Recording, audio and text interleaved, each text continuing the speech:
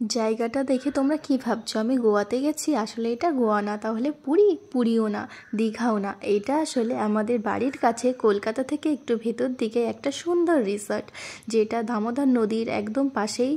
জানো তো, এটা আবার আমি অনেকের বলতে দেখেছি যে এটা নাকি কেরালা। চলো এবার দেখো, রুম থেকে তোমরা পেয়ে যাবে পুল view, garden view, river view, সব তোমরা রুম থেকেই পেয়ে যাবে। আবার যাদের রয়েছে টেন্টে থাকার ইচ্ছা, তো দেরি করো না, তোমরা এখানে চলে এসো, কারণ এখানে রয়েছে অনেক টেন্ট হাউস, তোমরা টেন্টেও রাত কাটাতে পারো। এছাড়াও পেয়ে যাবে ইনডোর গেমস, আউটডোর গেমস, এবং সেই কারণে বাচ্চারা খুব সুন্দরভাবে এখানে সময় কাটাতে পারবে। তোমরা যদি কলকাতা থেকে যাও তবে ট্রেনে গেলে পারে, ট্রেনে যাবে উলুবেড়িয়া স্টেশন, আর ওখানে গিয়েই তোমরা অনেক অটো দেখতে পাবে। আমি বেশিরভাগ ওখানে অটোই দেখছিলাম।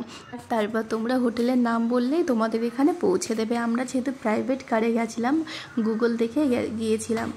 এত বকবক করছি অথচ তোমাদের আমি এই রিসর্টের নামটাই বললাম না। এই রিসর্টটা হচ্ছে দামোদর রিভার রিট্রিট রিসর্ট। তো তোমরা তাড়াতাড়ি এই নামটা সার্চ করে দেখো যে হোটেলটা কেমন, আর রিভিউটা দেখে নাও, তারপর চট করে তোমরা এখানে ঘুরে চলে এসো।